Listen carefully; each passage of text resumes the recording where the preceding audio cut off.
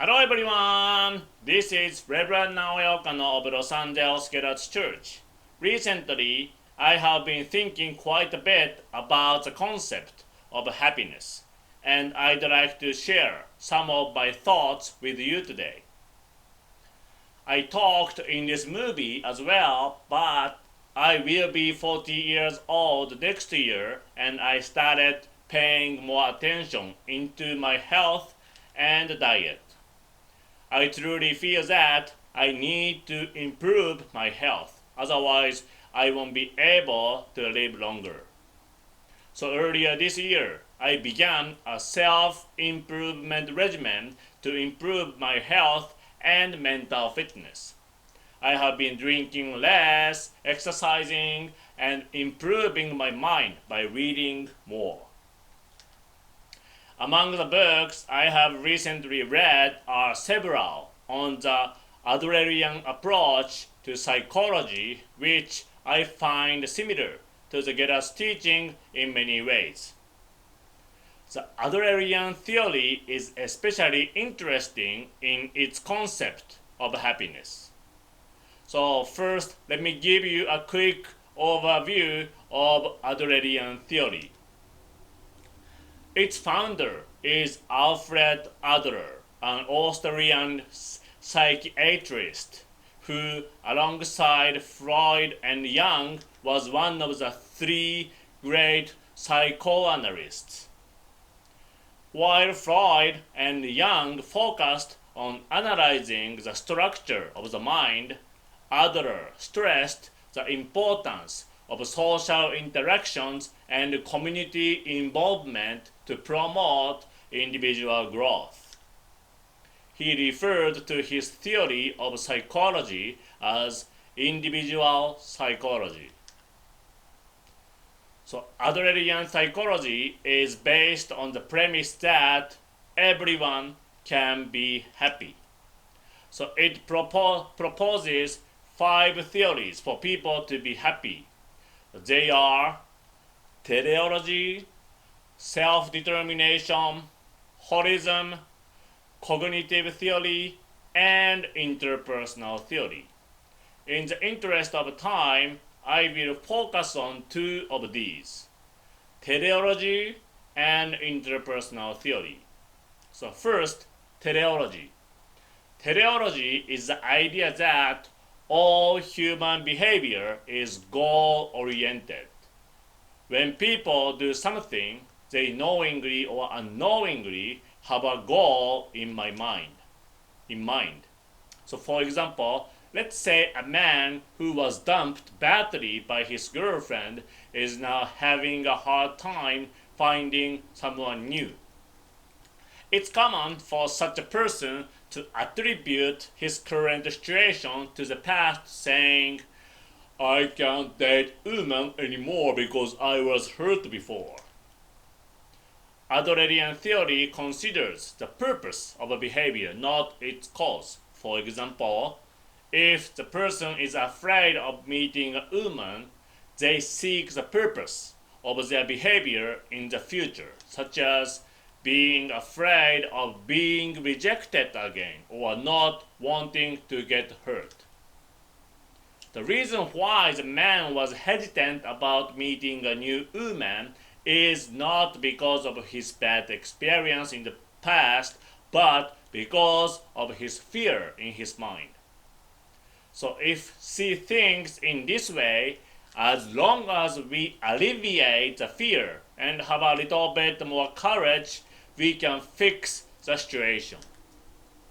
Adler claims that humans live towards their future goals, and therefore, no matter what their past was, they can change their lives depending on their goals.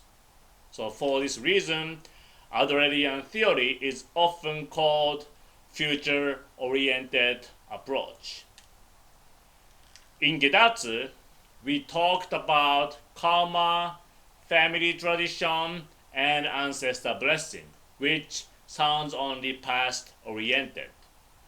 Actually, our teaching enables us to reveal past behaviors to improve ourselves for a better future. So you could say Gedatsu is a past, present, future-oriented approach. Ancestor blessings are truly valuable, but having the goal of being successful and benefiting society through the ancestor blessings also becomes a great blessing for our ancestors. Okay, the next theory, interpersonal theory, proposes that our behavior and action depend on the community we are in. An example of this is a man who is in a responsible position at work and is relied upon by coworkers, but is under his wife's thumb at home. In other words, our behavior is influenced by community involvement. According to Adlerian Theory, all problems are interpersonal relationship problems. For example, worries and complexes such as I'm poor or I'm short only arise because we compare ourselves to others. If everyone had the same salary or was the same height, we would never be dissatisfied, and we probably wouldn't think about such things if we were living alone on a deserted island. We humans easily get hurt or bothered by little comments. However, the people around us are equally affected by interpersonal relationships. So, if we can look at the actions of those around us correctly from such a perspective, we will be less likely to be swayed by the small actions of others, and we will be able to understand and sympathize more with their thoughts. These are the basic ideas of Adlerian theory. So based on that, let me tell you the definition of happiness according to Adlerian theory. So what's important here are the concepts of self-acceptance and confidence in others. Self-acceptance means accepting ourselves as we are. Confidence in others means accepting others as they are. Confidence is different from trust. Where trust implies reciprocation, confidence is the unconditional belief in and acceptance of those we desire to build a relationship with. So when these needs are met, people can develop the feeling of a community. Once we get to this point, we can shift our interest from ourselves to others. For example, from what can this person give me to what can I give to this person. In Adlerian theory, this is called contribution to others, and this contribution to others is the key to happiness.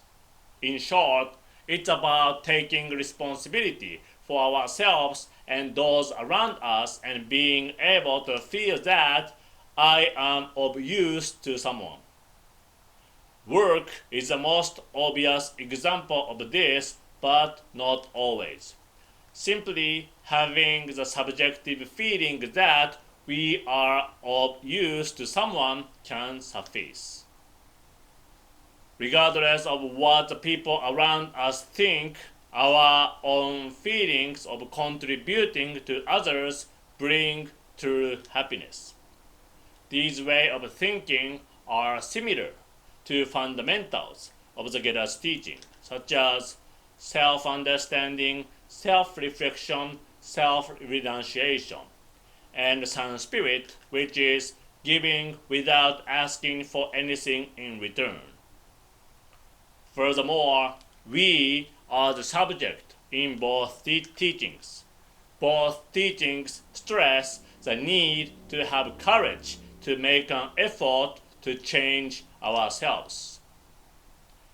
Both Adlerian theory and Gedatsu practice teach us that we should never be satisfied with the current situation because we have the ability to improve. So let's do whatever we can do for others and work together to create a better society. I believe that that is the best way for us to become truly happy.